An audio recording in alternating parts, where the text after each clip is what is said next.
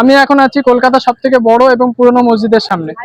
আজকে আমি আছি কলকাতার ঐতিহাসিক নাখোদা মসজিদে। বলা হয় এখানে একসাথে 10,000 মানুষ নামাজ পড়তে পারে। আজকের ব্লগে আমি আপনাদেরকে দেখাবো এই মসজিদের সুন্দর স্ট্রাকচার এবং তার ইতিহাস, এবং আজকে জুম্মার দিনের পরিবেশটা কেমন হয়। এই রমজান মাসে নাখোদা মসজিদের ইফতার কতটা সুন্দর হয় এবং কিভাবে পরিবেশন করা হয়, সমস্ত কিছুই থাকছে আজকের ব্লগে। জুম্মাবার মুসল্লিদের ভিড় অনেক চালু হয়ে গেছে এবং সময়ও অলরেডি হয়ে গেছে, তাই এখন আমরা মসজিদের ভেতরে চলে যাব। দেরি না করে প্রথমেই আমরা চলে গেলাম মসজিদের ভেতরে। আর মসজিদের ভেতরে ঢুকেই আমাদের যেটা প্রথম কাজ সেটা হলো অজু করে নেওয়া। আপনারা দেখতেই পাচ্ছেন এখানে একসাথে কত মানুষ অজু করছে। যদি কেউ জুম্মার দিন মসজিদে যান তাহলে খুব সকাল সকাল যাবেন, না হলে এখানে জায়গা পাওয়া খুবই মুশকিল হয়ে যায়। আপনারা দেখতেই পাচ্ছেন অলরেডি কত মানুষ এখানে নামাজের জন্য দাঁড়িয়ে গিয়েছে।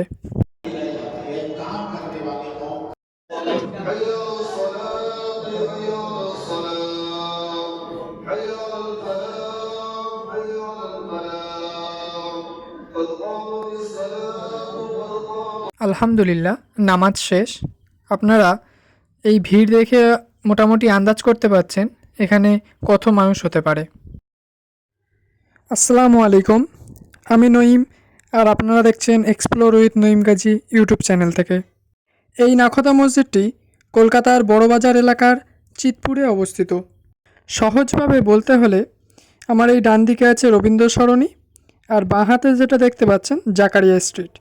এই দুই রাস্তার মিলনস্থলেই হচ্ছে এই বিশাল নাখোদা মসজিদ। হাজি জাকারিয়া প্রথম 1858 সালে এই মসজিদটি নির্মাণ করেন। পরবর্তীকালে এই মসজিদটির পুনর্নির্মাণ করেন আব্দুর রহিম ওসমান, যিনি কুচ্চি মেমন সম্প্রদায়ের একজন ধনী ব্যবসায়ী ছিলেন। মসজিদটি 1926 সালে নির্মাণ করা হয় এবং কয়েক বছরের মধ্যেই এটি সম্পন্ন হয়ে যায়। নাখোদা শব্দের অর্থ হল নাবিক বা জাহাজের নেতা। মসজিদটির স্থাপত্য নিয়ে যদি কথা বলা হয় তাহলে এই মসজিদটি তৈরি করা হয়েছে লাল বেলে পাথর দিয়ে। মসজিদে রয়েছে 3টি বড় গম্বুজ, 2টো উঁচু মিনার এবং বিশাল প্রার্থনা হল। এই বিখ্যাত নাখোদা মসজিদ শুধু মুসলিমদের নামাজের জায়গা নয়, এটা কলকাতার একটি গুরুত্বপূর্ণ ঐতিহাসিক স্থাপনা। প্রতিদিন এখানে বিভিন্ন ধর্মের মানুষ ঘুরতে আসেন। অনেক দেশি বিদেশি ট্যুরিস্ট এই মসজিদের অসাধারণ স্থাপত্য দেখতে আসেন। মসজিদের বিশাল গেট দিয়ে প্রথমে ঢুকতেই আপনার চোখে পড়বে 2টো গেট, একটা বাঁদিকে এবং একটা ডান দিকে। দুটো দিয়ে আপনি ওপরে উঠে যেতে পারবেন। তার পাশেই আপনি দেখতে পাবেন জুতো রাখার স্থান। আর এই যে সোজা জায়গাটা দেখতে পাচ্ছেন ওটা হচ্ছে অজুখানা, আর তার পাশে হচ্ছে নিচের এই বিশাল বড় আঙিনা। তার পাশ দিয়ে আরও একটি সিঁড়ি আছে, যেটা দিয়ে আপনি ডিরেক্ট ওপরে চলে যেতে পারবেন, মানে মসজিদের ওপরে। এটা হলো মসজিদের নিচের তলা। এখন রমজান মাস বলে সকলে বিশ্রাম নিচ্ছে এখন এখানে। তারপরেই এটা হচ্ছে মসজিদের দ্বিতীয় তলা।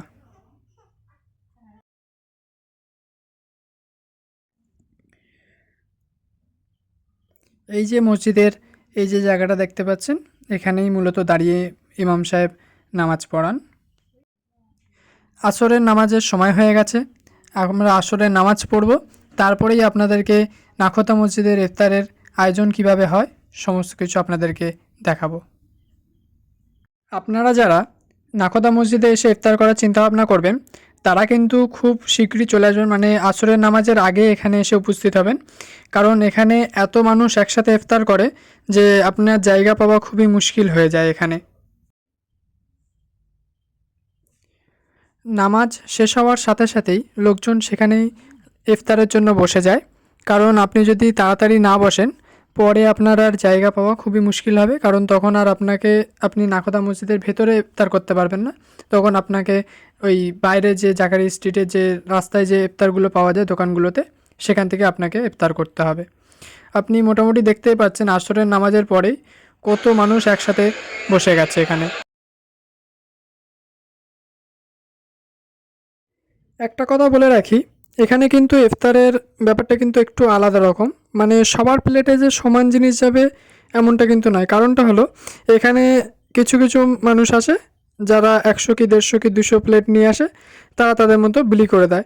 তো স্বাভাবিকভাবে সবার প্লেটে প্লেটে আলাদা রকমভাবেই ফল টল যায়।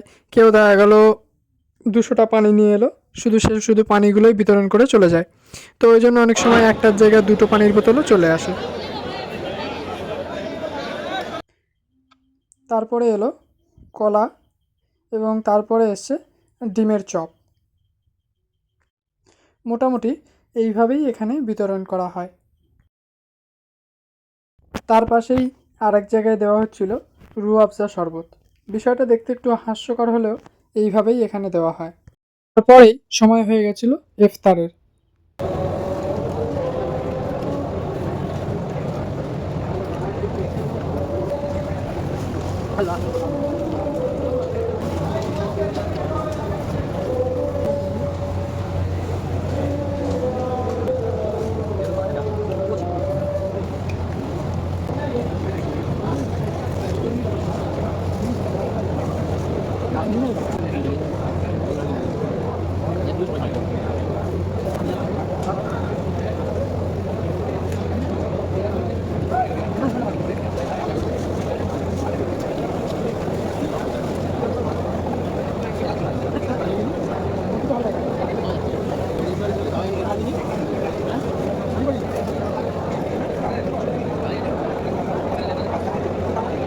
ইফতার কমপ্লিট করে তারপরে আমরা চলে গেছিলাম নামাজের জন্য।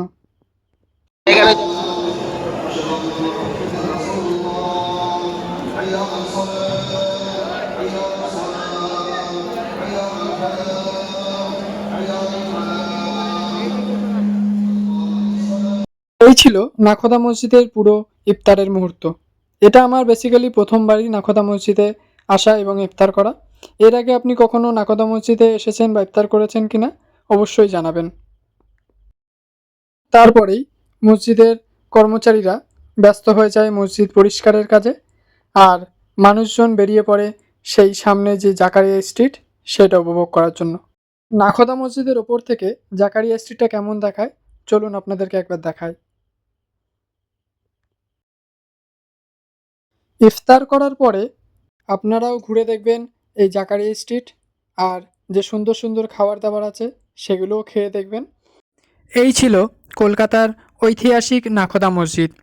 এটি এমন একটি জায়গা যেখানে ইতিহাস, স্থাপত্য এবং ইবাদতের এক অপূর্ব মিলন দেখা যায়। এখানে এসে সত্যিই মনে এক আলাদা শান্তি অনুভব হয়। আপনারা যদি কখনো কলকাতায় আসেন অবশ্যই একবার নাখোদা মসজিদ ঘুরে যাবেন। ভিডিওটা ভালো লাগলে লাইক করবেন, বন্ধুদের সাথে শেয়ার করবেন এবং আমার চ্যানেলটিতে যদি নতুন হয়ে থাকেন অবশ্যই সাবস্ক্রাইব করতে ভুলবেন না। আর খুব শীঘ্রই পরের ব্লগে আপনাদেরকে দেখাবো নাখোদা মসজিদের পাশে এই যে জাকারিয়া স্ট্রিট আছে, সেখানে রমজান মাসে রাতভর জমে ওঠে খাবারের মেলা।